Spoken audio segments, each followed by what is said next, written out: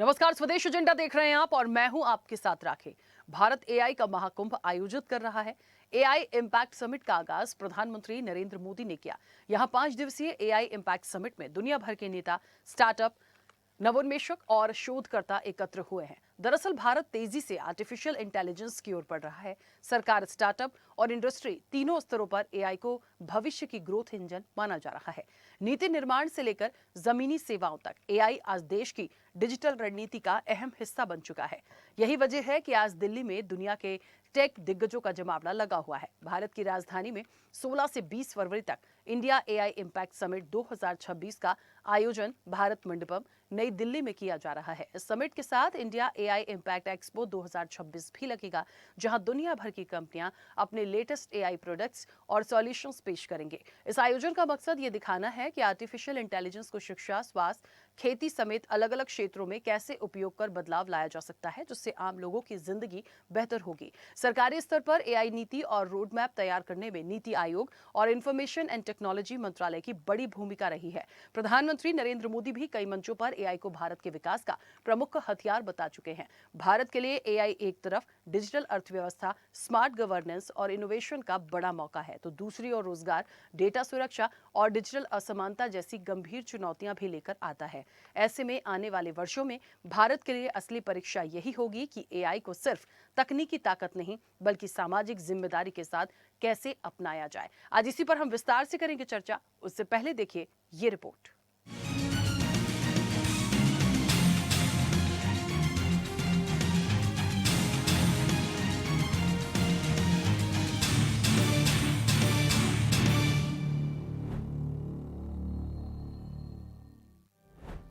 प्रधानमंत्री नरेंद्र मोदी ने आज नई दिल्ली के भारत मंडपम में इंडिया एआई इम्पैक्ट एक्सपो 2026 का औपचारिक उद्घाटन किया। इस एआई इम्पैक्ट एक्सपो को एआई का महाकुंभ माना जा रहा है, क्योंकि इस इवेंट में दुनिया भर के देशों के राष्ट्राध्यक्ष और दिग्गज एआई कंपनियों के सीईओ शामिल हो रहे हैं। ये आयोजन 3 मुख्य स्तंभों, लोग, ग्रह और प्रगति पर आधारित है। ये पहली बार है जब ग्लोबल साउथ का कोई देश इतने बड़े स्तर पर वैश्विक एआई शिखर सम्मेलन की मेजबानी कर रहा हो। समिट के दौरान इंडिया एआई मिशन के तहत भारत की भाषाई विविधता के अनुकूल 12 स्वदेशी फाउंडेशन मॉडल्स का अनावरण किया गया। समिट का मकसद एआई इकोसिस्टम पर चर्चा करना, उसके प्रभाव और फायदों को जानना है। साथ ही आने वाले खतरे को कम करने के लिए प्रयास पर भी चर्चा की जाएगी। इस एआई इम्पैक्ट समिट के दौरान रोजगार को भी लेकर चर्चा होगी। लंबे समय से कई सीईओ और एआई रिसर्चर्स द्वारा अलग अलग प्रभाव और नौकरियों पर आने वाले खतरों की बात कही जा रही है। साथ ही ये भी चर्चा होगी कि एआई भविष्य में कैसे नौकरियों को जनरेट करेगा। एआई इम्पैक्ट समिट के दौरान आर्टिफिशियल इंटेलिजेंस के बढ़ते प्रभाव और उसको लेकर उठ रहे सवालों पर चर्चा होगी। प्रधानमंत्री नरेंद्र मोदी ने एआई इम्पैक्ट एक्सपो के उद्घाटन करते हुए कहा, एआई आने वाले समय में भारत की अर्थव्यवस्था, स्टार्टअप इकोसिस्टम, शिक्षा, स्वास्थ्य और सुशासन की रीढ़ बनने वाला है। प्रधानमंत्री नरेंद्र मोदी ने कहा, आज एआई का दौर है। दुनिया का वर्तमान और भविष्य एआई से जुड़ा है। भारत के पास डबल एआई पावर की एडवांटेज है। कार्यक्रम में उद्योग जगत, स्टार्टअप्स और टेक विशेषज्ञों की मौजूदगी में ये संदेश दिया गया कि आने वाले वर्षों में एआई से रोजगार के नए अवसर, डिजिटल सेवाओं का विस्तार और शासन व्यवस्था में पारदर्शिता को बड़ा बल मिलेगा। उड़ान योजना का जिक्र करते हुए प्रधानमंत्री नरेंद्र मोदी ने कहा, एआई सिर्फ एक टेक्नोलॉजी नहीं, बल्कि युवाओं के लिए विकास के द्वार खोल रहा है। भारत हर क्षेत्र में एआई का उपयोग बढ़ा रहा है। उन्होंने अपने संबोधन में इस बात पर जोर दिया कि भारत अब केवल टेक्नोलॉजी का उपभोक्ता नहीं, बल्कि ग्लोबल टेक लीडर बनने की ओर तेजी से बढ़ रहा है। प्रधानमंत्री नरेंद्र मोदी ने युवाओं, स्टार्टअप्स और रिसर्च संस्थानों से आह्वान किया कि वो रिस्पॉन्सिबल एआई, डेटा सुरक्षा और भारतीय जरूरतों के अनुरूप नवाचार पर फोकस करें। इस एआई इम्पैक्ट एक्सपो 2026 में क्या कुछ रहेगा खास, डालते हैं एक नजर। 45 से ज्यादा देशों के प्रतिनिधि एआई इम्पैक्ट एक्सपो में शामिल। फ्रांस के राष्ट्रपति इमैनुअल मैक्रो और गूगल, माइक्रोसॉफ्ट, ओपन एआई कंपनियों के सीईओ, 30 से ज्यादा देशों की 300 से ज्यादा कंपनियां शामिल।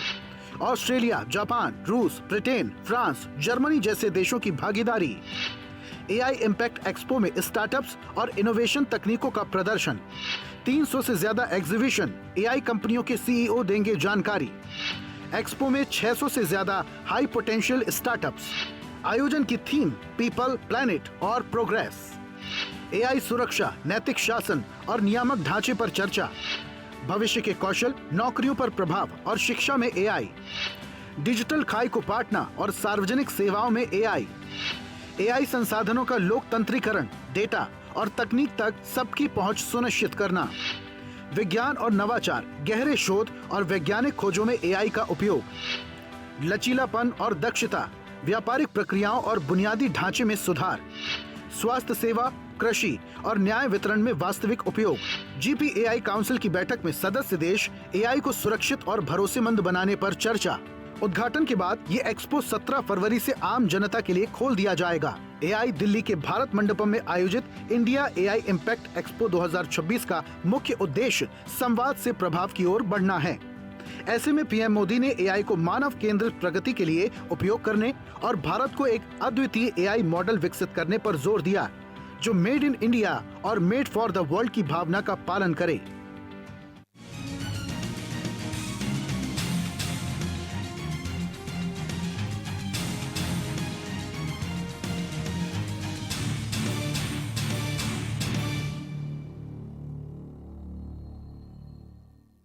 चलिए, तो एआई पर बात हो रही है और एआई कैपिटल अब दिल्ली बनेगी, तो बहुत बड़ा स्कोप इसके आगे देखने को मिलेगा। उस पर हम विस्तार से चर्चा करेंगे। कुछ प्रतिक्रियाएं पहले वो सुनाते हैं।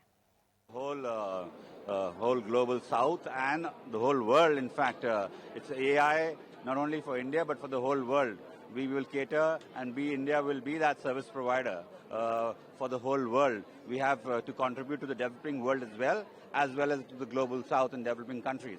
Under Prime Minister Narendra Modi, his vision, his dedication, his clear sight, we are sure that India, which has already emerged as the AI talent capital of the world and skill capital of the world, we will take this further.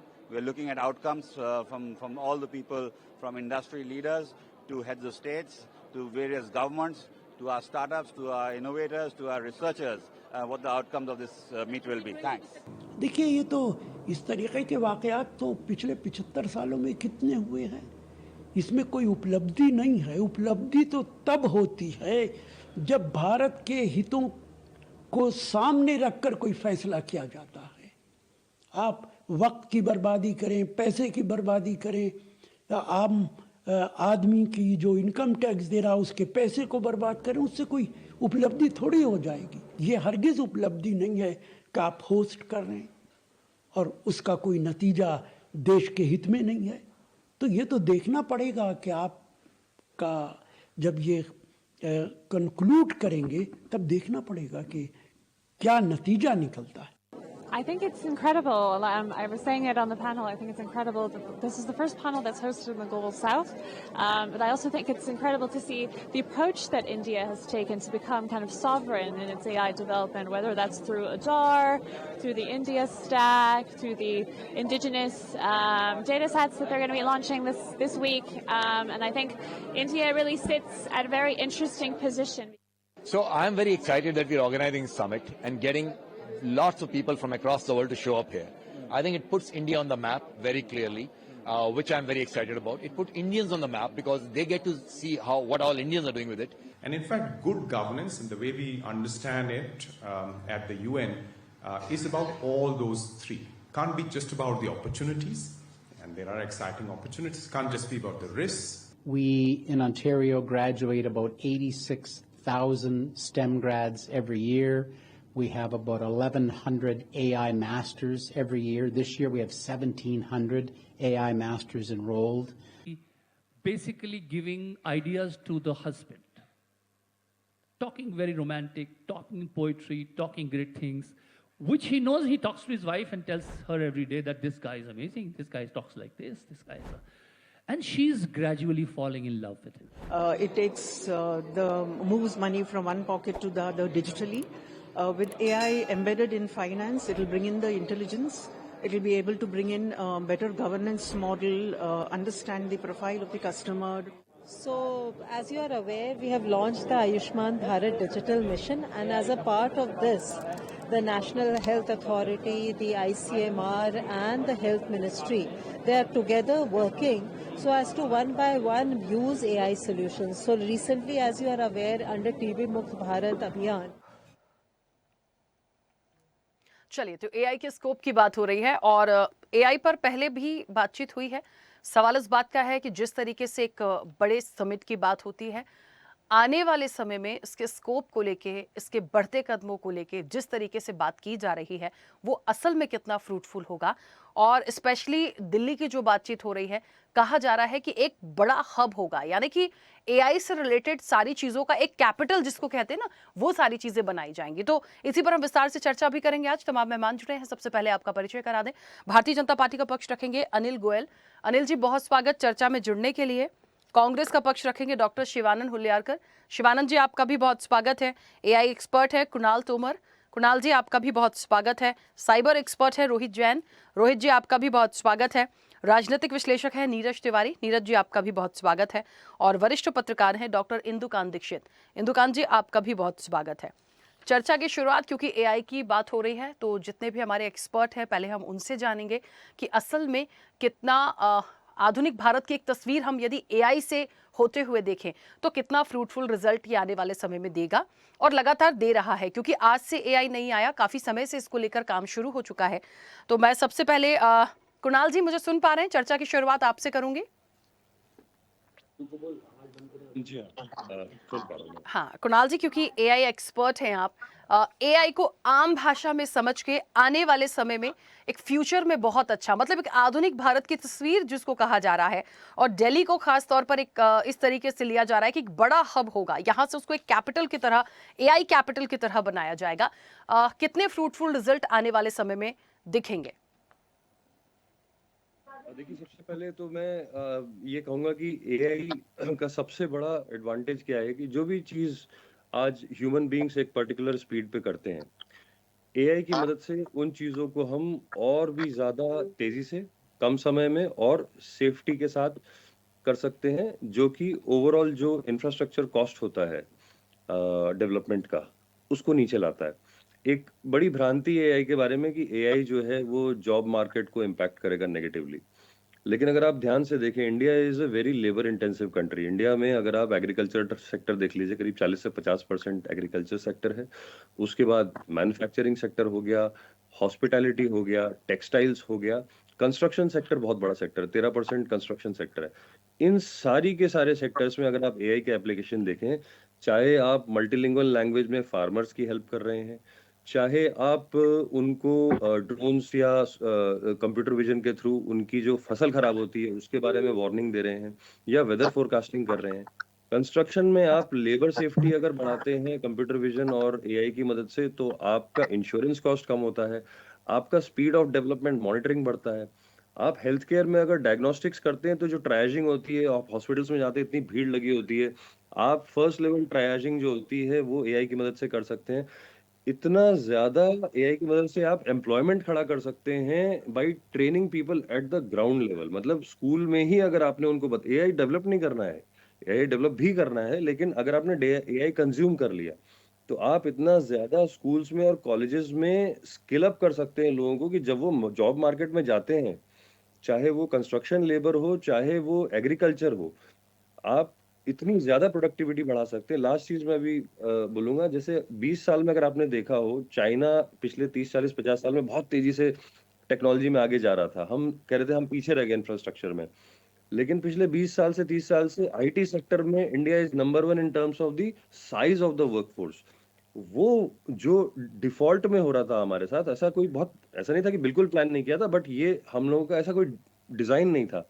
इस वक्त जो भारत की सरकार focus कर रही है AI के ऊपर इन्वेस्ट करने के लिए, स्किलिंग अप के लिए, और एंटरप्राइज को सपोर्ट कर रही है, स्टार्टअप्स को सपोर्ट कर रही है, उस वजह से जो अब तैयार हो रहा है वो डिफॉल्ट नहीं है, वो डिजाइन है, और ये डेवलपमेंट को बहुत तेजी से सपोर्ट करेगा। And I am very happy, I am participating in the AI India AI impact summit 2026, और जो स्केल है वैसा कुछ हमने इससे पहले नहीं देखा है। So it's a brilliant time for India. India का एआई मूवमेंट आ गया है, मैं बोलूंगा। ठीक है, चलिए वापस आऊंगी। रोहित जी, मुझे सुन पा रहे हैं? मैडम आ रही है आपकी आवाज? हाँ, रोहित जी देखिए, क्योंकि जो एआई एक्सपर्ट हैं उन्होंने एआई से रिलेटेड सारे कितना फ्रूटफुल हो सकता है फ्यूचर में, उन सारी चीज़ों पर बात की। लेकिन हम और आप पहले भी चर्चाओं में रहे हैं और हमने एआई पर बात भी की है। मुझे ऐसा लगता है कहते हैं ना कभी-कभी कुछ बहुत अच्छा होता है तो उसके साइड इफ़ेक्ट, एक वर्ड यूज़ करूँगी, वो भी होते हैं। यदि हम अपनी एक साइबर सिक्योरिटी की बात करें एआई से रिलेटेड, तो क्योंकि आप साइबर एक्सपर्ट हैं तो एआई को लेके कितना हम अच्छे से उस चीज़ को समझें और लोग भी समझें, क्योंकि जितना ज़्यादा हम उसमें इन्वॉल्व होंगे तो कुछ ना कुछ नुकसान भी तो होता है। मतलब नुकसान इन द सेंस कि हम उसको समझें कैसे, या हम यदि उस चीज़ में ज़्यादा बढ़ रहे हैं तो हम किन चीज़ों का ख्याल भी रखें। जी, बिल्कुल। देखिए, हम लोगों ने पहले भी डिस्कस करा है और सबसे बड़ा कंसर्न है लोगों की डाटा सिक्योरिटी का। जब हम बात कर रहे हैं इंडिया जैसे देश में जहाँ पर लोग इतने मास यूज़र्स हैं और जो लोग जब भी कोई एप्लीकेशंस या जब भी कोई डिवाइसेज़ को यूज़ करते हैं, तो उनके सेफ्टी मेजर्स को काफ़ी लोग हम देखते आ रहे हैं कि लोग नहीं रखते हैं और काफ़ी मात्रा में साइबर फ्रॉड्स और ऑनलाइन फ्रॉड्स की गतिविधियाँ हमारे यहाँ होती हैं। ऐसे में एआई का जो समिट हो रहा है वो बहुत अच्छी बात है और उसकी जो थीम है सर्वजन हिताय सर्वजन सुखाय, वो भी बहुत अच्छी थीम है। एआई को लेकर के जो इनिशिएटिव भारत सरकार का है, इंडिया एआई मिशन हुआ या भारत जैन हुआ या भारत विस्तार हुआ, ये सारी जो चीज़ें हैं बहुत अच्छी हैं। बट सब कंसर्न इज़ जब वहाँ पर आता है जब हमारी जो मेन सिटीज़न्स हैं, हमारे जो लोग हैं, हमारे जो नागरिक हैं, उनके डाटा लॉस को लेकर के या उनकी डाटा की सेफ्टी को लेकर के। जैसा कि हम हर बार देखते आ रहे हैं कि हमारे भारत में जो वर्तमान में कानून है, इंफॉर्मेशन टेक्नोलॉजी एक्ट सन 2000 का, वो जो कानून है वो वर्तमान में जो एआई डेवलप हो रहा है या वर्तमान में जो नेक्स्ट जनरेशन फ्रॉड्स हो रहे हैं, आज वर्तमान में जो साइबर फ्रॉड्स हो रहे हैं, उनको कॉम्बैट करने के लिए कैपेबल नहीं है। ऐसे में सबसे बड़ा एक हमारे लिए रिस्क है कि हम सबसे पहले जो digital personal data protection bill है, उसके ऊपर थोड़ा-सा ध्यान जल्दी से दें ताकि एआई से होने वाला जो नुकसान है, उसके एक लीगल रेमेडी लोगों तक मिल पाए। अगर बिल्कुल एआई बहुत ज़रूरी है और एआई इंडिया के डेवलपमेंट के लिए बहुत आवश्यक है और हमें सबको अपनाना भी है, चूँकि हम एक ग्लोबल फैक्टर पे बढ़ने जा रहे हैं, हम सबसे बड़ी दुनिया की सबसे बड़ी शक्ति बनने जा रहे हैं। सो एआई उसमें बहुत इंपॉर्टेंट रोल प्ले करेगा। लेकिन जब बात आती है उसी एआई के होने वाले नुकसान से बचने के लिए, हम ये नहीं कह रहे कि एआई से नुकसान होगा तो बहुत मात्रा में होगा और उससे काफ़ी लोग का फ्यूचर खराब होगा। बट मेन कंसर्न इज़ कि हमें जॉब्स तो और बढ़ेगी भी सही, जॉब्स आएँगी भी सही, लोग और एम्पावरमेंट भी बढ़ेगी। लेकिन मेन कंसर्न कि लोगों के जो डाटा को लॉस होगा या अगर लोगों के साथ कोई ऑनलाइन एक्टिविटी पे या हम कहें एआई से जो फ्रॉड अभी हमारे सामने जो आ रहे हैं फ्रॉड, हम चाहे वॉइस मैपिंग के फ्रॉड्स कहें या फेशियल रिकॉग्नाइजेशन के साथ थ्रू जो फ्रॉड्स हो रहे हैं, सो उस पर सबसे बड़ा कंट्रोल ज़रूरी है कि लीगल रेमेडी लोगों तक पहुँचे कि अगर उनके साथ कोई भी घटना कारित होती है या कोई भी ऐसी एक्टिविटी होती है तो एज अ सिटीजन उसके जो अधिकार उसे प्राप्त है भारत सरकार के द्वारा, भारत के संविधान के द्वारा, उसका हनन ना हो।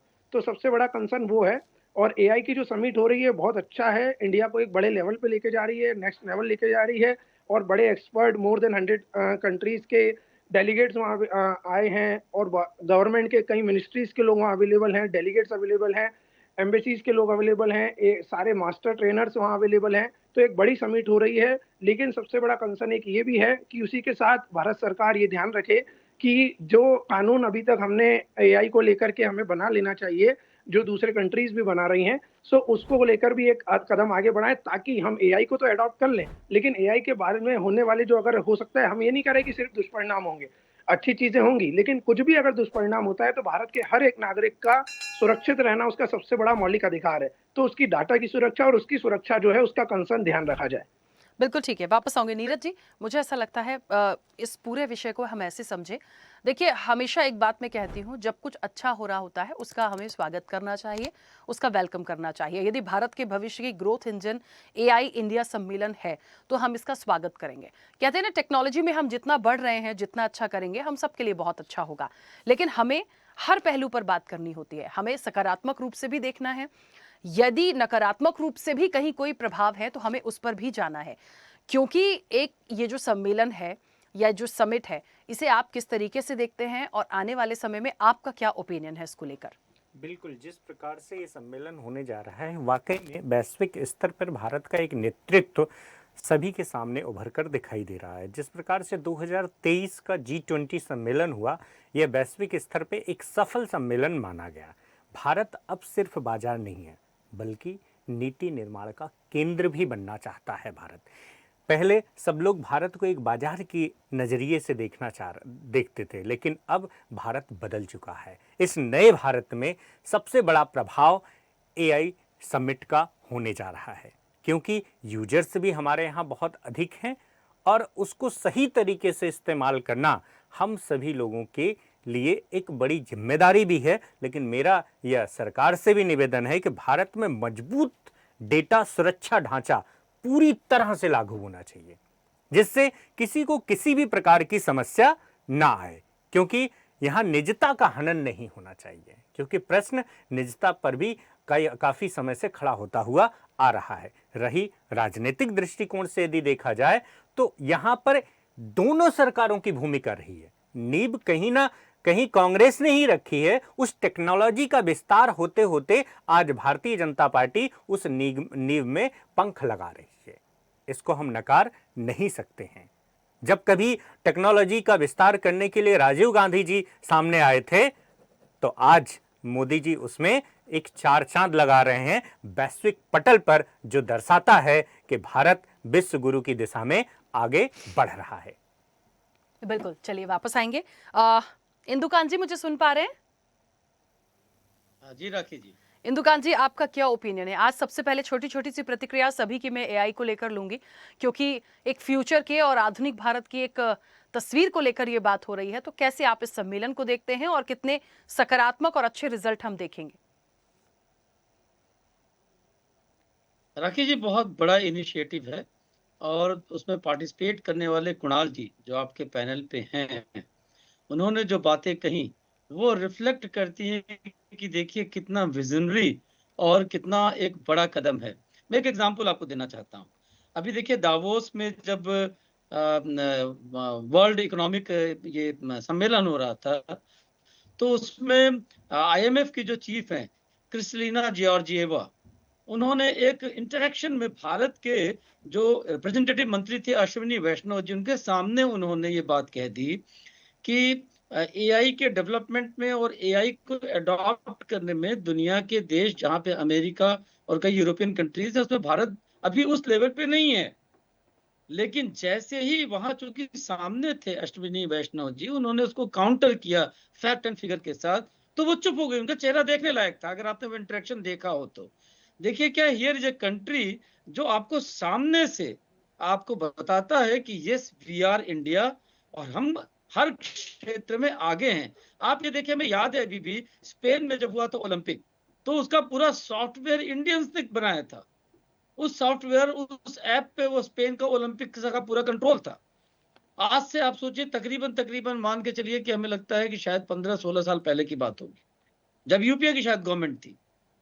अब आज जब एआई का समय है, तो सही कहा तिवारी जी ने, ये देखिए जब कंप्यूटर आ रहा था भारत में, तो बहुत सारे लोगों ने आशंका बताई थी कि हमारे यहाँ बेरोजगारी हो जाएगी, ये हो जाएगा, वो हो जाएगा। लेकिन उस कंप्यूटर को लाने से आज हम एआई का सम्मेलन कर पा रहे हैं और आज हम वहां खड़े हैं जहां दुनिया हमको जो कह रहे थे तिवारी साहब, कुणाल जी, कि एक कंप्यूटर आईटी के सेक्टर में दुनिया के लीडिंग कंट्री हैं। और आज यूएस ने हमारे खिलाफ टैरिफ्स लगाए, रोक लगाए, H1B वीजा को लेकर के तमाम समस्याएं खड़ी की। यूएस में कंसर्न्स हो गए, क्योंकि यूएस के जो साइंटिस्ट हैं, डॉक्टर्स हैं, इंजीनियर्स हैं, उनमें 15 to 25% इंडियंस हैं। अगर वो इंडियन ब्रेन्स वहां से हट जाए, निकल जाए, या उस तरह के ब्रेन्स वापस ना आ पाए, इन्फ्यूज ना हो वहां की इकोनॉमी में, तो आगे वो लेम डक हो जाएगा, उसको पैरालिटिक अटैक हो जाएगा। It can not work. वहां के सारे इंडियन ओरिजिन के जो डॉक्टर्स अगर यूएस को छोड़ दें, तो उनकी चरमरा जाएगी पूरी हेल्थ सिस्टम, आईटी के, स्पेस साइंस के। तो देखिए, ये ऐसा नहीं कि भारत के लोगों को वो लोग बुलाते हैं बड़े प्यार से, हमारे को उपकार करते हैं, वो भी उपकृत होते हैं, क्योंकि वो टेक्नोलॉजी, वो ब्रेन इंडिया के पास है। अब देखिए एआई के फील्ड में जो आपने बहुत अच्छा रखा है ये डिबेट आज का, एआई के फील्ड में इस तरह की इंटरनेशनल कॉन्फ्रेंस करने से जो आपके देश के जो आपके देश के नए लोग अपने इस फील्ड में कदम रख रहे हैं, जैसे कुणाल जी हैं, और बाकी इस तरह के जो लोग जो नई पहल कर रहे हैं, नई कंपनी बनाना चाहते हैं, नए प्रोजेक्ट्स लेके आते हैं, उनको बाहर जाने के बजाय अपने देश में इन चीजों का एक एक्सपीरियंस और एक इंटरेक्शन का मौका मिलेगा। और ये जो स्केल, जिस स्केल पे ये हो रहा है सम्मेलन, वो सारे देश में इसके लिए एक मूवमेंट खड़ा करेगा। एक जो लोग नहीं जा पा रहे हैं वो सुन करके, देख करके, उसमें उसकी जो मीडिया कवरेज होगी, जो कि भारत में हो रहा है, भारत की राजधानी में हो रहा है, तो उसका एक इम्पैक्ट पूरा ओवरऑल सोसाइटी में पड़ता है। दो बातें करके अपनी बात खत्म करेंगे। 1982 में जब एशियन गेम्स का आयोजन करने की जिम्मेदारी भारत ने लिया था श्रीमती इंदिरा गांधी के नेतृत्व में, तो बहुत सारे सवाल उठाए थे तमाम ट्रेडिशनल लोगों ने, इवन उस समय की विपक्षी पार्टियों ने भी, इतना पैसा खर्च करके आप क्या करेंगे। लेकिन उस एशियन गेम्स के कारण, या इसी तरह से जो कॉमनवेल्थ गेम्स हुए थे 2010 में, उसके कारण जो इंफ्रास्ट्रक्चर बिल्ट होता है, उसके चलते स्पोर्ट्स की इस ढंग की अपलिफ्टमेंट होती है हर क्षेत्र में, जो अलग से उस गेम के लिए आप इन्वेस्टमेंट नहीं करना चाहते हैं, न कर पाते हैं, लेकिन एक बजटिंग करके जब वो प्रोग्राम आयोजित करते हैं, उसका लॉन्ग टर्म इम्पैक्ट ये पड़ता है कि आज भारत में लोग इतने गोल्ड मेडल्स और तमाम चीजें लेके आते हैं, और वो इंफ्रास्ट्रक्चर हमारे खिलाड़ियों को देखने का और वहां प्रैक्टिस करने का अवसर मिलता है। तो ये इसके एक सीधे सीधे दूरगामी फायदे होते हैं। तो लिहाजा इस ढंग के आयोजन होने चाहिए, और इस ढंग के आयोजन होने से हमारे देश के लोगों को एक्सपोजर मिलेगा, और वो आगे आने वाली दुनिया में क्या हो रहा है उसको समझ सकेंगे, और हमारे जो एंटरप्रेन्योर्स हैं कुणाल जी जैसे, उनको एक फर्स्ट हैंड अमेरिका में या यूरोप में जाए बिना उस तरह के लोगों से बात करके और अपने बिजनेस को, अपने टेक्नोलॉजी को डेवलप करने का और दुनिया के पैरेलल खड़ा करने का, या उससे उसको लीड करने का एक अवसर मिलेगा। जी ठीक है, इंदुकांत जी वापस आऊंगी। अनिल जी मुझे सुन पा रहे हैं? सर अनम्यूट करिए। राखी जी सुन रहा हूं। हाँ, सबसे ज्यादा जिम्मेदारी अब सरकार की है, यानी भारतीय जनता पार्टी की, और इसलिए है क्योंकि देखिए समिट का सब लोग स्वागत कर रहे हैं। इस सम्मेलन के जरिए यदि एआई से हम जुड़ेंगे, तमाम चीजों में हम ग्रोथ करेंगे, बहुत अच्छी बात है, लेकिन हमें उन पहलुओं पर बात करना है और ये सरकार को करना है। जैसे कि 2 पॉइंट आए हैं। एक तो कानून बनाना जरूरी है, डेटा प्राइवेसी कैसे होगी, कहीं कोई यदि परेशान हो रहा है, यदि कोई सर्वाइव कर रहा है उस चीज को लेके, तो ये सारी चीजें की जो जिम्मेदारी है वो सरकार की होगी, तो सरकार अभी से उसके लिए काम करे। दूसरी चीज सर, मैं हालांकि ये जो हमारे एक्सपर्ट हैं उनसे भी बात करूंगी, रोजगार पर भी असर। देखिए मैं ये नहीं कह रही हूँ कि एआई सिर्फ काम को छीन लेगा, लेकिन उन सारी चीज़ों पे हमें जाना भी पड़ेगा। मोस्टली काम जब टेक्नोलॉजी से होने लगेगा, बहुत सारी चीज़ें, तो हम असल में धरातल पर चीज़ों को कैसे देखेंगे, आप उस चीज़ को लेकर भी थोड़ी सी क्लियरिटी सरकार को रखनी पड़ेगी। राखी जी आपने दोनों महत्वपूर्ण बात रखी है। पहली बात कानून की बात करी है, तो निश्चित तौर पर जैसे जैसे देश तरक्की करेगा, जैसे जैसे हम एआई का यूज करेंगे, जैसे जैसे कोई समस्या आएंगी, समय समय पर संविधान में बदलाव होता रहता है, आवश्यकता के अनुसार बदलाव भी होगा। जहां जहां जरूरत होगी सरकार तीनों चीजों पर साथ साथ काम कर रही है। इसमें कानून में संशोधन भी है, संसाधन जुटाने भी हैं, और उसमें आगे बढ़ाना भी, तो सब चीजों को साथ लेकर चल रही है। तो निश्चित तौर पर आपका डाउट ठीक है, लेकिन सरकार इस पर गंभीरता पूर्वक सोच भी रही है और निश्चित तौर पर काम भी कर रही है। वो सरकार का काम है, सरकार इसके अंदर बिल्कुल भी पीछे नहीं हटी हुई है।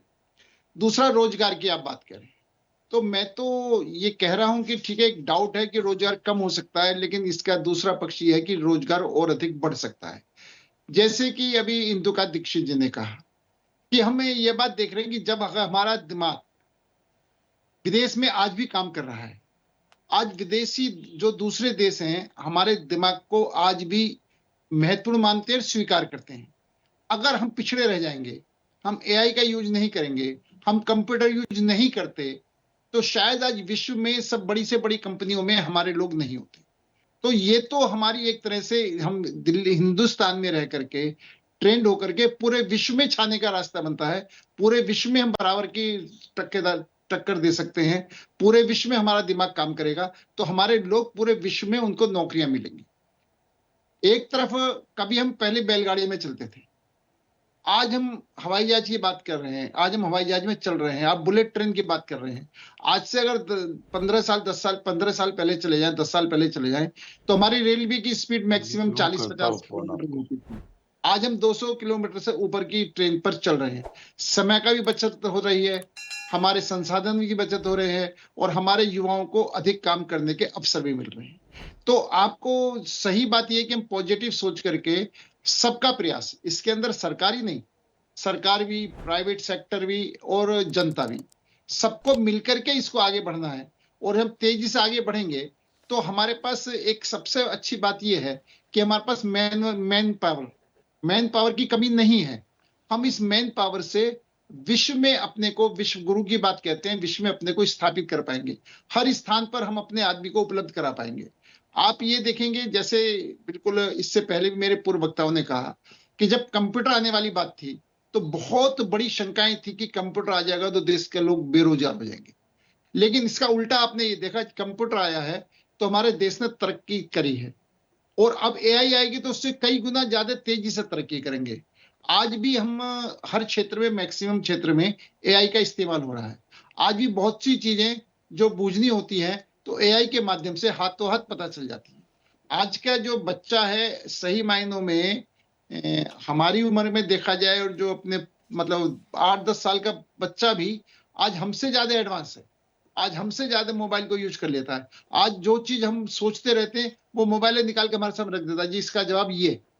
तो आप ये देखेंगे कि आज के समय को देखते हुए अपनी युवा पीढ़ी को आगे बढ़ाने के लिए माननीय नरेंद्र मोदी जी ने जो इस कदम को उठाया है, इसको बढ़ावा दे रहे हैं, जितना तेजी से बढ़ावा दे रहे हैं वो हमारे देश के हित में है, हमारे देश के नागरिकों के हित में है। और चाहे इसमें किसान हो, चाहे इसके अंदर स्वास्थ्य का मामला हो, चाहे उसके अंदर एजुकेशन का मामला हो, चाहे मौसम संबंधित मामला हो, यानी जो भी समस्याएं हैं सबका समय पर एक्यूरेट जानकारी होना, उसके हिसाब से व्यवस्था करना। बहुत जो बड़ी आपत्ति विपत्ति आ जाती है प्राकृतिक, उसमें भी हमें टाइमली पता चलेगा तो हम टाइमली और अधिक उसको सेव कर सकते हैं और अधिक सुरक्षित हो सकते हैं और कम से कम नुकसान कर सकते हैं, नुकसान को कम से कम कर सकते हैं। तो ऐसी बहुत सी चीजें हैं जिसको हमको स्वीकार करना चाहिए और इसका स्वागत करना चाहिए। और इसमें सबको मिलकर के, जैसे हम कहते हैं सबका साथ, सबका विकास, सबका विश्वास, इसी तरीके से सबको मिलकर के इसके विषय में जानकारी हासिल करना, सीखना और आगे बढ़ना। डरने की जरूरत नहीं है, एआई से डरने की जरूरत नहीं है, एआई से सीखने की जरूरत है। एआई से डर करके पिछड़े रहने की जरूरत नहीं है, एआई से सीख करके आगे बढ़ने की जरूरत है। तो निश्चित तौर पर इससे हमारा देश बहुत तेजी से आगे बढ़ेगा। जिस तरीके से देश आज अर्थव्यवस्था में हम चौथे नंबर पर हैं, तीसरे नंबर पर छलांग लगाने की कोशिश हमारी हो रही है, प्रयास हो रहा है, तो इसमें भी कहीं ना कहीं कामयाबी मिलेगी और हम देश को बहुत आगे बढ़ा सकेंगे। अब जैसे इससे पहले चीन का मामला भी आया, आज हम कई क्षेत्रों में विश्व में कहीं पहले नंबर पर, कहीं दूसरे नंबर पर, कहीं तीसरे नंबर पर, कहीं चौथे नंबर। आज ये देखो विश्व में बड़ी महान जो शक्तियां हैं उनसे कहीं ना कहीं हमारा कंपटीशन है, कहीं ना कहीं हम उनसे पिछड़े में, कई क्षेत्र में उनसे आगे हैं। तो एआई में आने के बाद भी हम और अधिक तेजी से आगे बढ़ पाएंगे, देश का विकास कर पाएंगे, देश के अंतिम व्यक्ति तक इसका लाभ पहुंचे, गांव तक पहुंचे, खेती में इसका लाभ पहुंचे, इस सब के लिए इसका इस्तेमाल करना जरूरी। ठीक है अनिल जी, बस मैं एक ही चीज कहूंगी, आपने कहा कि एआई से डरने की जरूरत नहीं है। सर डरेगा तब तक कोई नहीं जब तक पूरी सिक्योरिटी मिल जाएगी, डेटा सिक्योरिटी होगी, कानून बन जाएगा, कोई नहीं डरेगा, उस पर सब लोग बहुत अच्छे से काम करेंगे क्योंकि यहाँ कोई उसके विरोध में है ही नहीं। लेकिन जो दूसरे, मैंने कहा ना, जो दूसरा पहलू है उस पर भी हम बात कर रहे हैं। ठीक है शिवानंद जी, मुझे सुन पा रहे हैं जी? सबका साथ जरूरी है एआई को और अधिक आगे एक्सेप्ट करने के लिए, बढ़ाने के लिए और आधुनिक भारत को देखने के लिए, क्योंकि एक मजबूत विपक्ष है। कैसे देखते हैं, कितना साथ देंगे इसके मोटिवेशन के लिए? गुड इवनिंग राखी जी, पूरा पैनल का नमस्कार। राखी जी, आपका हेल्थ कैसे है अभी? मैं ठीक हूँ शिवानंद जी, आपको कैसे पता? जी राखी, अरे जानकर रखना पड़ता है, लीडर एक्टर थोड़ी है, लीडर तो है, जानकारी तो रखना पड़ता है। मैं अभी पहले से ठीक हूँ, बिल्कुल वेल नहीं हूँ पर पहले से ठीक हूँ। थैंक यू सो मच पूछने के लिए। प्लीज हेल्थ टेक केयर राखी जी। देखिए, आदरणीय देश के प्रधानमंत्री नरेंद्र मोदी जी 11 साल से आए हैं, तब से युवा युवती को रोजगार नहीं, महंगाई चरम पर है। एआई ये एक कैंसर है इंडिया के लिए, क्योंकि लोक संख्या ज्यादा है, 140 करोड़ जनते में रोजगार नहीं है। इसमें मिसयूज ज्यादा होगा। इसमें चाइना हो या जापान, ये लोगों ने ज्यादा मिसयूज करेंगे, और बांग्लादेश में भी, पाकिस्तान से भी आगे आके युवा युवती को मैसेज ये मोबाइल हाथ में दे दिया। एक कैंसर टाइप, कैंसर का प्रमाण राखी जी दिन ब दिन बढ़ रहे हैं। मैं भी एक लीडर हूँ, मेरा ऑफिस में डेली एक दो कैंसर के लिए आते हैं। उसकी सुविधा आज भी नहीं। और देश के प्रधानमंत्री नरेंद्र मोदी जी ना आईआईटी नहीं खोला, ना एक एम्स नहीं खोला है। कोई भी एजुकेशन नंबर 1 पे है, वो भी जम्मू कश्मीर में मेडिकल कॉलेज था, वो भी बंद कर दिया। दूसरी बात देखिए, स्टील फाइल जो ओपन हुआ है उसमें भी मेक इन इंडिया का नाम आया है, और नोटबंदी का भी। तो अमेरिका से डायरेक्शन से अगर नरेंद्र मोदी जी काम कर रहे हैं तो ये देश के लिए बहुत बड़ा खतरा है। और एआई के नाम पे कल अगर नरेंद्र मोदी जी और बीजेपी, आरएसएस कभी भी चुनाव, कांग्रेस पार्टी अन्य पार्टी कभी नहीं जीतेंगे। एआई से सेटिंग करेंगे और 2 मिनट में होगा सेटिंग। यही बीजेपी, ये गोयल साहब इतने जोर जोर से बोल रहे थे। अब विश्व गुरु को पूछना चाहता हूँ, और गोयल जी को भी, और अन्य मेरे मित्रों को, देखिए जब कंप्यूटर राजीव गांधी जी, आदरणीय स्वर्गीय राजीव गांधी जी ने लाया, तब यही बीजेपी वाले ने कितना अपोज किया था। पूरा पार्लियामेंट हाउस बंद गिराया था। ये अडवाणी साहब, अटल बिहारी वाजपेयी जी, कितने बड़े बड़े लोगों ने कंप्यूटर से। अभी एआई एक इंडिया के लिए मेरे ख्याल से कैंसर है। इसमें कोई हेल्थ के बारे में, कोई एजुकेशन के बारे में कोई डेवलपमेंट नहीं होगा। बेरोजगारी चरम पर है, महंगा चरम पर है, किसान सुसाइड करेंगे। इसमें देश को खतरा है राखी जी। दूसरी बात देखिए, अभी एआई के नाम से विदाउट ड्राइविंग गाड़ी लेना है। मेरा भी इच्छा है विदाउट ड्राइवर का गाड़ी ले, लेकिन यहाँ जो लोक संख्या है उस हिसाब से रोजगार ही नहीं मिलेगा। क्या करेंगे? अभी देखिए, पहले से ही आज देखिए जो भी जॉब है वो भी चला गया। इन्फोसिस से देखिए, मैं महाराष्ट्र पुणे से आता हूँ, इन्फोसिस से उन लोगों ने 2.5 लाख लोगों को कम किया 10 दिन पहले। तो ये शॉकिंग न्यूज है। एआई ला के क्या कर रहे हैं मोदी साहब? ये दिशाहीन कर रहे हैं। महंगाई चरम वर्ष पर है। ये लोगों को गुमराह करना, ट्रेड डील पे नजरअंदाज करना, मैं इतना सपोर्ट नहीं करूंगा, क्योंकि देश सर्वोपरि है। ये यहाँ के युवा युवती को रोजगार मिलना चाहिए। अभी गोयल सर सीनियर सिटीजन, इन्होंने खुद ही बोला कि मेरे को मोबाइल यूज करने नहीं आते, बच्चे तुरंत बोलते हैं। अरे लेकिन बच्चों को आप मोबाइल दे रहे, मोबाइल भी इतना अच्छा भी नहीं है सर। गोयल साहब, मोबाइल भी एक कैंसर टाइप है। अगर आप उसमें दे दो तो पढ़ाई कौन करेगा? बच्चे नहीं पढ़ेगा। डॉक्टर, इंजीनियर, आप देखो मेरिट कितना कम आ रहा है। आप पेपर लीक कर रहे हो, पेपर लीक से एग्जाम पास हो रहे हो। आप ही देखो, बिहार हो या उत्तर प्रदेश या उत्तराखंड में पेपर लीक कर रहे हो, और उसमें युवा युवती को क्या मैसेज दे रहे हैं? जब नरेंद्र मोदी जी डरते, पुलिस को आगे करते, यही मैसेज जा रहे हैं। कौन सा अच्छा काम करे? देश के बारे में कोई सोच ठीक नहीं है। अश्विनी जी हो, अभी महाराष्ट्र के चीफ मिनिस्टर देवेंद्र फडणवीस जी, पूरा उनका टीम दावोस गए थे। कौन सा, इसके पहले भी दावोस गए, कोई बिजनेस नहीं आया राखी जी। महाराष्ट्र के सर्व बिजनेस गुजरात चले गए। कोई डेवलपमेंट नहीं, विकास नहीं। जब से नरेंद्र मोदी जी 11 साल आए, 10 साल का सूट, सिर्फ मोदी साहब का ही डेवलपमेंट हुआ है, बीजेपी का ही डेवलपमेंट हुआ है। CBI, ED, income tax misuse करना, चुनाव आयोग मिसयूज करना, बड़े बड़े बीजेपी कार्यालय या आरएसएस के कार्यालय बनाना है, यही भ्रष्टाचार। बॉन्ड के नाम पे भ्रष्टाचार किया। पीएम फंड्स के बारे में आरटीआई के नीचे में डाला राखी जी। वो सुन के आई एम वेरी शॉकिंग। उसमें तो चर्चा एक दिन रखेंगे, क्योंकि इन्होंने प्राइम मिनिस्टर फंड्स में जो उसमें बहुत बड़ा फ्रॉड हुआ है, उसमें जांच होना जरूरी है। इसमें रिटायर्ड सुप्रीम कोर्ट जस्टिस को बिठा के इसमें इंक्वायरी करना जरूरी है। तो शिवानंद जी, क्या आप एआई के विरोध में है पूरी तरीके से? ये सम्मेलन नहीं होना चाहिए, या आपका भी कोई सुझाव है कि किस तरीके से कर सकते हैं इस पे काम? देखिए, आज के डेट में एआई इंडिया के लिए ठीक नहीं है। इंडिया के लिए एक कैंसर है ये, क्योंकि क्या आने वाले दिन ये बहुत डेंजर और खतरा है देश के ऊपर। देखिए, हमारे कंट्रोल में आज मोबाइल मेरे पास है, पूरा डाटा अमेरिका के पास है। क्या फायदा है? मोदी साहब का भी हो या मेरा भी हो या राहुल गांधी जी का हो, अन्य किसी का भी, पूरा डाटा अब्रॉड में है। मेरा बैंक अकाउंट का डिटेल, अभी देखो मेरा दोस्त का था, उसका उसका 1.5 करोड़ रुपए हैंग करके पैसा ले लिया। ये मोदी साहब थोड़ी देंगे, या finance minister Nirmala Sitharaman madam ji देंगे? फर्स्ट देखिए, कानून अभी जो गोयल साहब ने और ये जो पत्रकार साहब है, इन्होंने बहुत अच्छी बात किया, क्योंकि कानून बहुत स्ट्रिक्ट होना चाहिए। साइबर कानून आज भी पुलिस को नॉलेज ही नहीं है इंडिया में, साइबर किस तरह से, कौन सा कानून किस आर्टिकल से कैसा अरेस्ट करना है, किस तरह से, कुछ नहीं। एक ही रट्टा देते हैं, ये करो ये करो ये करो, बस साइबर का लगा दो। ऐसा नहीं है। कानून के हिसाब से देखिए, आज मेरा अकाउंट से पैसा चला गया तो क्या पुलिस के पास, साइबर पुलिस के पास या साइबर इंटेलिजेंस के पास क्या कंट्रोल है? कुछ भी नहीं है। कोर्ट में केस चलता जाता है, इसमें क्राइम बढ़ेगा, कोर्ट बढ़ेगा।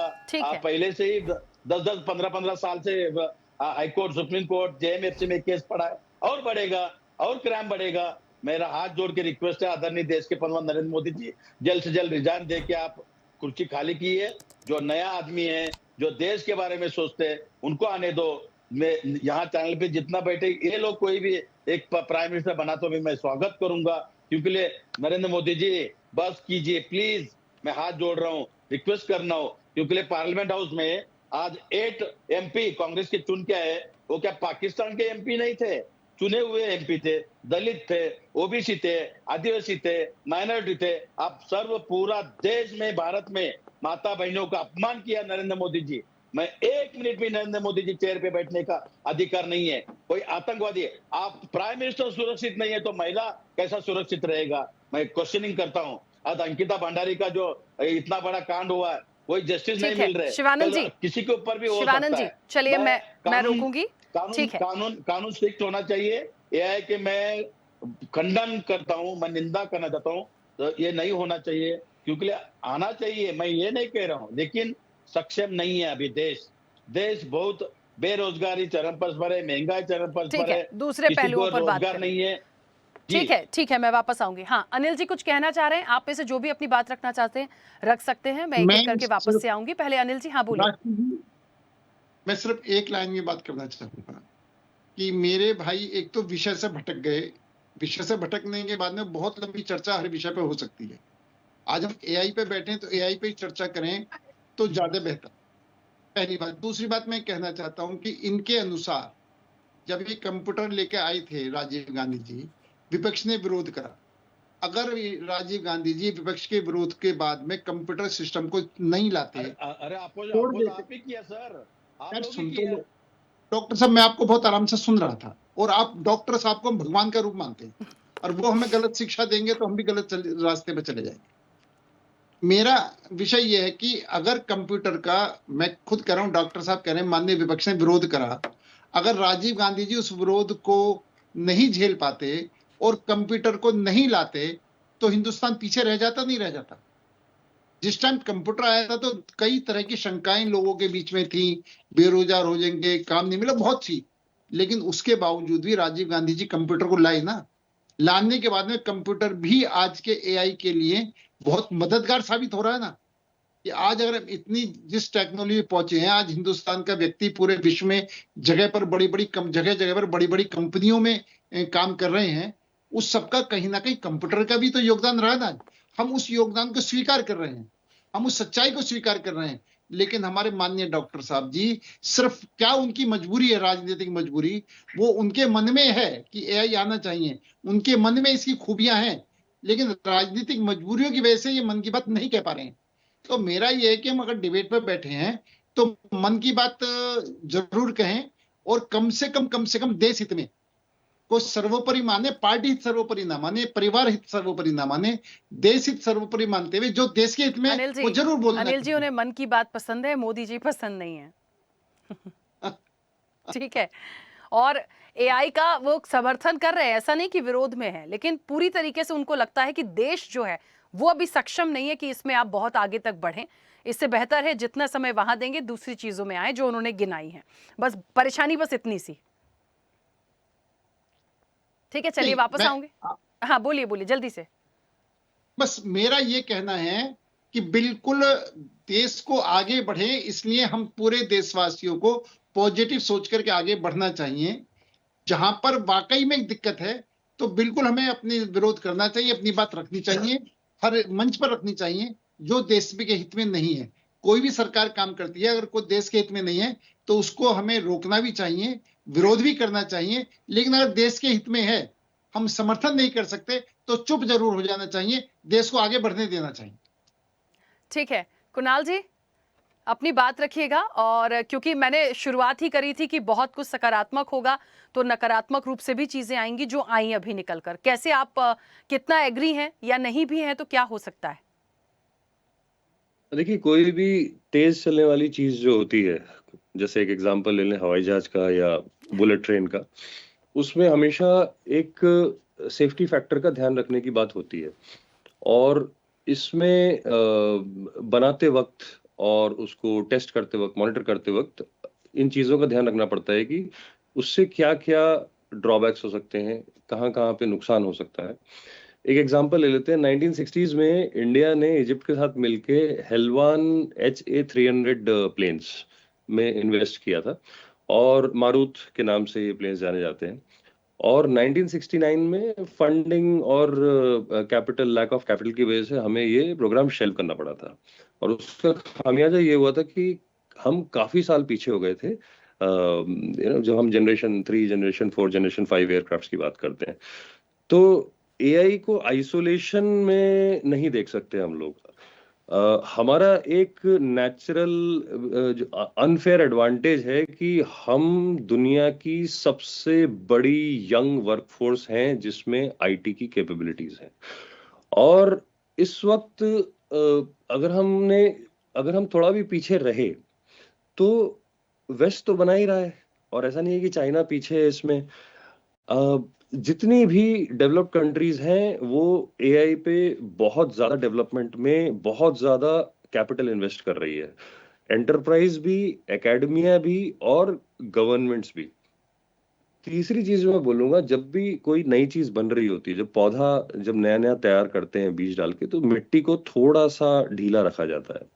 और जैसा कि माननीय आईटी मंत्री अश्विनी जी ने बोला था कि शुरू में जो रेगुलेशंस हैं, मतलब शुरू में पनपने देना जरूरी है। एक बार आपका जो सिस्टम है वो तेजी से ग्रो करता है, उसके बाद रेगुलेशंस, मॉनिटरिंग, वो सारी जरूरी हैं। तो लॉ तो आना पड़ेगा, लॉ के बिना तो data privacy, data security, frauds, ये सब का खतरा बना हुआ है। हमें फोकस इस पे करना है कि हम एआई से मास एम्प्लॉयमेंट कैसे लाएं, फार्मर्स को कैसे जो है मल्टीलिंगुअल तरीके से उनकी भाषा में बता दें कि कौन सी फसल कैसे, कब, फर्टिलाइजर कब, कैसे। कोई अगर ड्रोन्स या कंप्यूटर विजन की टेक्नोलॉजी से कहाँ पे फसल खराब हो रही है, कहाँ पे पहले जो है आप कम एफर्ट में ज्यादा फोकस करके पूरी जगह नहीं स्प्रे करके कहीं कहीं पे स्प्रे करके आप पैसे बचा सकते हैं एट इंडिविजुअल फार्मर लेवल। ये चीजों पे फोकस, कंस्ट्रक्शन इंडस्ट्री में सबसे बड़ा सेफ्टी फैक्टर एक बहुत बड़ा इश्यू होता है। वहां पे आप इंश्योरेंस कॉस्ट कम कर सकते हैं, कंस्ट्रक्शन की स्पीड जो है आप डेवलपिंग कंट्रीज के मुकाबले, क्योंकि हमारे पास वर्कफोर्स बहुत है, आप उसी अनस्किल्ड वर्कर को आप स्किल्ड बना दीजिए एआई यूज करके अपने काम को तेज करने के लिए। कंस्ट्रक्शन वर्कर को आप रिप्लेस ही नहीं कर सकते। रोबोटिक्स ले आइए, कुछ भी ले आइए, आपको लोग लगेंगे ही लगेंगे बड़ी बड़ी इमारतें बनाने के लिए, हाईवेज बनाने के लिए। पॉट होल्स का एग्जाम्पल ले लीजिए, पॉट होल्स को आप एआई से, कंप्यूटर विजन के थ्रू आप पॉट होल्स को आइडेंटिफाई कर सकते हैं, उनको आप रोबोटिक्स से ठीक भी कर सकते हैं और क्वालिटी चेक कर सकते हैं। लेकिन इसको करने के लिए सुपरविजन चाहिए, तो उतने लोग लगेंगे। तो ये आइडिया जो है पॉलिसी मेकर्स, एकेडमिशियंस और प्राइवेट एंटरप्राइज को मिलके इसका एडवांटेज उठाना है, ताकि हम अकेले आइसोलेशन में ना रहें, हम वेस्टर्न वर्ल्ड से और डेवलप कंट्रीज के साथ मिल के आगे बढ़ें, कोलैबोरेशन में आगे बढ़ें। ठीक है, रोहित जी अपनी बात रखिएगा। जी रोहित जी कुछ कहना चाहते हैं, अपनी बात रखिएगा। नहीं, मैंने सभी लोगों का पक्ष सुन लिया है और बिल्कुल मैं कुणाल जी की बात से भी सहमत हूँ, बाकी हमारे जितने स्पीकर्स हैं सबकी बात से सहमत हूँ। बट कंसर्न यही है कि बिल्कुल हमें एआई आवश्यकता है और इंडिया के डेवलपमेंट के लिए एआई बहुत क्रूशियल रोल प्ले करेगा। और चूंकि हमें एक ऐसी महाशक्ति बनने की और हम लोग हैं जो विश्व को दिशा निर्देश प्रदान करेगी, तो उसमें एआई हमारे लिए बहुत कारगर साबित होगा। बट हमें ये ध्यान रखना बहुत जरूरी है कि चूंकि हमारे भारत के लोग को इतना ट्रेंड उसके लिए करना बहुत जरूरी है, ट्रेनिंग बहुत जरूरी है लोगों की उस रिगार्डिंग से, क्योंकि हम देख रहे हैं कि कई बार चीजें जो हमारे यहाँ आती तो सहूलियत के लिए है, आती तो वो उसकी सावधान ताकि हमें और अच्छी चीजें प्राप्त हो, मगर लोग उसका मिसयूज कर लेते हैं और उस मिसयूज के कारण काफी मास ऑफ द पीपल जो है वो अफेक्ट होता है। तो mass of the people affect ना हो, वो लोगों के साथ परेशानियां ना पड़े, उसका भी एक कंसर्न ध्यान रखा जाए और उसके साथ में एक रेगुलेटरी फोरम लोगों को दिया जाए कि अगर लोगों के साथ कोई इशू होता है तो एक प्रॉपर, जैसे कि अब हम देखते हैं अभी वर्तमान में हम देख रहे हैं हमारे पास सोशल मीडिया के कई सारे ऑप्शंस तो हैं, बट अगर सोशल मीडिया से रिलेटेड कोई इशू हो जाता है तो हमें काफी लंबा समय लग जाता है उस चीजों को ट्रेस आउट करने में। आज भी जब हम इतने इनेबल्ड हैं, हम साइबर सिक्योरिटी में इतने इनेबल्ड हैं, फिर भी आज हमें इतना समय लगता है किसी चीजों को ट्रेस आउट करने में। आज एक छोटी सी मिस इन्फॉर्मेशन को फैलाना बहुत आसान बन गया है। छोटा सा हमने देखा है कोविड के टाइम इतनी सारी भ्रामक जानकारियां फैली, या अभी भी कोई से भी इश्यूज को लेकर के हम जब अभी इंडिया और पाकिस्तान के बीच में अप्रैल में जो छोटा सा एक इंसिडेंट हुआ है और वो जब वॉर की स्थिति बनी, जब वहां पर भी इतनी मिस इन्फॉर्मेशन फैली, तो ऐसे में ऐसी हमारी जो कंट्री है उसको अंदर जो मास ऑफ द पीपल का पैनिक अटैक हो जाता है, वो पैनिक अटैक को कंट्रोल करने के लिए भी हमें ऑप्शंस क्रिएट करना होंगे। साथ में रेगुलेटरी फोरम्स को हमें एस्टेब्लिश करना होगा। इसके साथ में सबसे पहले प्रयास करें कि प्राइवेट एंटरप्राइजेस जो है, प्राइवेट फोरम्स जो है, वो तो एआई को यूज कर ही रहे हैं, उसके साथ सबसे ज्यादा जरूरी है कि जब गवर्नमेंट की एजेंसीज प्रॉपर एआई के सिक्योरिटी मेजर्स के साथ एआई को यूज करेंगे, जो हम कहें ई गवर्नेंस की जो बात होती है मोदी सरकार के द्वारा, तो वो ई गवर्नेंस के अंदर एआई जो है अगर प्रॉपर्ली सिक्योरिटी इनेबल्ड होगा तो लोगों का विश्वास एआई के ऊपर जागेगा, लोग उसको लेकर एआई इनेबल्ड हो पाएंगे। तो लोगों को एआई इनेबल्ड बनाए, लोगों को एक अच्छा एटमॉस्फेयर दें, एक साइबर एटमॉस्फेयर दें। तो एक हमें आवश्यकता है कि वो लोगों के अंदर जनरल अवेयरनेस और लोगों को एक ट्रेनिंग और लोगों को सतर्कता भी बताना बहुत जरूरी है। क्योंकि हम देख रहे हैं आज भी हमें केबीसी पे अमिताभ बच्चन जी को बोलना रहता है कि आपको पिन शेयर नहीं करना है, जबकि हम देख रहे हैं कि लोग इतने फ्रॉड्स हो रहे हैं उसके बाद भी। तो ऐसी जनरल अवेयरनेस अभी भी हमें लोगों को देना पड़ती है। ऐसे जब एआई जो कि इतना एडवांस फॉर्म है, तो उसके लिए तो हमें काफी मास लेवल पे अवेयरनेस लोगों तक पहुंचाना होगी। तो ये बहुत जरूरी है कि इन सब चीजों का ध्यान रखा जाए। ठीक है, चलिए समय की सीमा है। नीरज जी, मुझे ऐसा लगता है जैसे क्योंकि शिवानंद जी ने अपनी बात रखी और विपक्ष का देखिए ये अधिकार ही होता है कि यदि कोई कमी खामियां हैं तो वो अपनी बात रखें, क्योंकि आप एक राजनीतिक विश्लेषक हैं।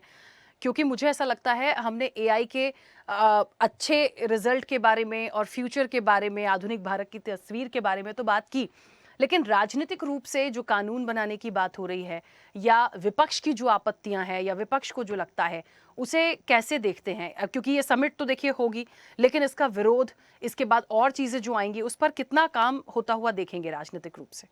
बिल्कुल, जिस प्रकार से आज चर्चा हमारे सामने निकल के आई है, भारतीय जनता पार्टी ने ये मान लिया कि राजीव गांधी जी जो कर रहे थे वो बिल्कुल सही था, हम लोगों ने विरोध किया वो गलत है। कांग्रेस ने ये माना कि एआई टेक्नोलॉजी अभी भारत में लागू करना उचित समय नहीं है। उनका भी कहीं ना कहीं ये पक्ष सही भी मान सकते हैं। क्योंकि एआई टेक्नोलॉजी हमारे ब्रेन को कमज़ोर कर रहा है, जो सोचने की शक्ति होती है उसे कमज़ोर करता है। हम सारी चीज़ें मशीनरी तंत्र पर डिपेंड हो जाते हैं। अब प्रश्न ये खड़ा होता है, अभी रिसेंटली हमारे दिमाग में यही बात आई, इन्होंने एक शब्द यूज़ किया कि प्रधानमंत्री जी सुरक्षित नहीं। मेरे दिमाग में अभी आया प्रधानमंत्री सुरक्षित क्यों नहीं, फिर मैंने ध्यान दिया, अभी रिसेंटली दिमाग में आया कि हमारे देश का जीपीएस सिस्टम भी नहीं है। दूसरा, हमारे यहाँ मेल हमारा नहीं है, हमारा सोशल मीडिया भी नहीं है भारत देश का, और ना ही हमारा माइक्रोसॉफ्ट है जिसमें हम टोटली डिपेंड हो रहे हैं। हमारे देश का एक भी सिस्टम नहीं है, तो हम विश्व गुरु कैसे बनेंगे? ये प्रश्न अभी अभी मेरे दिमाग में आया राकेश जी, ये चिंता का विषय है। इसके पहले जब हमने आपको शुरू किया था बात, तो वहां यही बोला था कि डेटा सुरक्षा ढांचा पूरी तरीके से भारत में जब तक मजबूत नहीं होगा तब तक हम ये नहीं मान सकते कि भारत विश्व पटल पर मजबूती के साथ आ जाएगा। आप फोटो खिंचवा करके इवेंट करने से रिजल्ट आ जाए, इस पे हम ज्यादा सुरक्षित महसूस नहीं कर पा रहे हैं। इसके बारे में ज्यादा हमारे बीजेपी के राष्ट्रीय प्रवक्ता जी ही बात रख सकते हैं। जो अभी मेरे दिमाग में आई वो बात मैंने आपके सामने रखा। लेकिन ये इवेंट भारत के लिए बहुत ही अच्छा है। ओवरऑल मिला करके सुरक्षा यदि अच्छी हो जाए तो यह इवेंट बहुत अच्छा होगा और सफल होगा। जो प्रयास है, मैं ऊपर वाले से भी यही इच्छा करूंगा कि यह हमारा देश अपने आप में सुरक्षित हो, किसी पर डिपेंड ना हो। बिल्कुल, चलिए, क्योंकि समय की सीमा मैं चाहती हूँ इंदुकांत जी बहुत जल्दी से एक संक्षिप्त प्रतिक्रिया आपकी। देखिए राखी जी, मार्शल मैक्लुहान का मीडिया पे थ्योरी है और उसमें उन्होंने ग्लोबल विलेज का कॉन्सेप्ट दिया था। हम जितने भी कंसर्न्स की बात कर रहे हैं वो प्रोटेक्शन की बात कर रहे हैं, और इस ग्लोबल विलेज की दुनिया में जो मीडिया की थ्योरी मार्शल मैक्लुहान में 1964 में दिया था, उसमें आप अपने को अलूफ रह करके जी ही नहीं सकते हैं। वो दिन बीत गए। अगर आपने अपने यहाँ एआई को नहीं इंक्लूड किया और इंक्लूसिव एआई इंक्लूसिव सोसाइटी नहीं बनाया, तो ज्यादा इग्नोरेंस होगा नेता से लेकर कर जनता तक। और उसके बाद जब आपका दुनिया से एक्सपोजर होगा थ्रू नेट, तो आपके ठगे जाने के, आपके बर्बाद होने के ज्यादा मौके होंगे। आपके यहाँ इंट्रोड्यूस होने पे आपको आइडिया होगा, आप चर्चा करेंगे, जैसे ये सम्मेलन हो रहा है, तो आपके बचने की उम्मीद होगी। Otherwise you are expose to all sorts of attack. एक छोटा सा उदाहरण देखिए, जब न्यूक्लियर एनर्जी की बात होती थी तो होता था कि भाई ये देश के बहुत हित में है, लेकिन दुनिया में होता था कि इससे रेडियो एक्टिविटी अगर बढ़ेगी, कोई क्राइसिस हो जाएगी, तब क्या? तो क्या इसका मतलब न्यूक्लियर एनर्जी का यूज न किया जाए? वो ऐसी चीज है कि उसका सकारात्मक यूज करें तो पूरी जनता को, पूरे दुनिया को इतना फायदेमंद है। नकारात्मक यूज करें तो मिनटों में दुनिया खत्म हो सकती है। तो ये अपने ऊपर है कि हम कैसे उसका अपने सुबुद्ध हो करके दुनिया को ग्लोबल विलेज मान कर करके उसको प्रॉपर पर्सपेक्टिव में परोसें और उसको विथ ऑल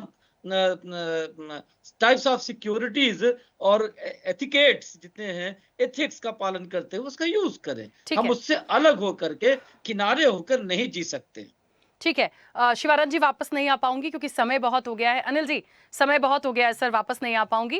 इस चर्चा को रोकना पड़ेगा। आप सभी का बहुत शुक्रिया इस चर्चा में जुड़ने के लिए। देखिए, एआई का स्वागत सब करते हैं और एआई कैपिटल यदि दिल्ली को बनाने की बात हो रही है, एक बड़े आयोजन की बात हो रही है, उसका सब स्वागत करते हैं। लेकिन जो खामियां निकली हैं वो डेटा प्राइवेसी की है। दूसरी चीज, देश में और भी ऐसी चीजें हैं, भारत देश में उसको एक कहते हैं ना सकारात्मक रूप से एकदम अच्छी तरह से ले जाने के लिए थोड़ा सा समय जरूर लगेगा। तो हर पहलू पर काम करने की जरूरत है। कानून होना बहुत जरूरी है ताकि यदि कहीं कोई फ्रॉड या गलत होता है तो कम से कम लोग अपनी बात रख पाए। चर्चा में इतना ही। बने रहिए स्वदेश न्यूज के साथ। सबसे पहले देश। ऐसे ही वीडियोस के लिए लाइक करें, शेयर करें, फॉलो करें। YouTube पर जाकर सब्सक्राइब कर बेल आइकन दबाना ना भूलें और ताजा अपडेट्स के लिए swedeshlive.com पर जरूर जाएं।